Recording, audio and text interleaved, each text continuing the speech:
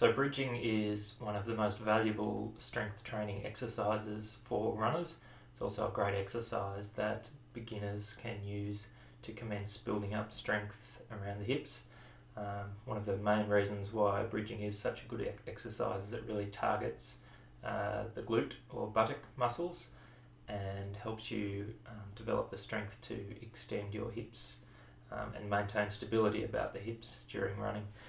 So we can see the start position for the double leg bridging is just like this. So you'll see this in the demonstration, just lying down on your back comfortably, knees flexed, feet flat on the ground.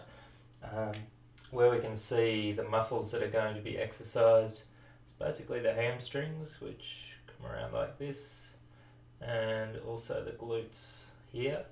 The other area that gets worked is also the lower back, and to another extent the core muscles around the abdomen there. So you see there's a good range of muscles involved in running that are exercised here. So when you actually flex up into the bridged position, it's going to make sure that you make the movement come here from the buttock muscles. So just make sure you're really squeezing up with your buttock muscles to make sure that is the thing that's generating the movement. You want to avoid activating any of the muscles across the top of your thigh. So for example, your quads or your hip flexors, you don't want to use those to actually pull yourself up. You really want to be pushed up from below. So that's the key thing to focus on there. So once you get into this position, you can hold it for say for a period of about 20 seconds and do a few sets of those.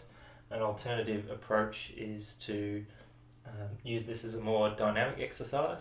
So you could actually flex your butt up and down so that, for example, you could do a set of 10 repetitions, so 10 bridges done in relatively quick succession. Those are basically the two main ways that you can utilise bridging in running. The other technical point which cover in the demonstration is just making sure that your feet are aligned correctly before you do the bridge. So if we can imagine this is the waist front on, you don't want to align your thighs so they taper in at all. You need to make sure that the thighs are actually aligned with the hip. So as you do the exercise, you can just put a hand down and see that your foot and thigh is held in alignment with the hip and not angled in towards the centre of your body. So just check out the demonstration now.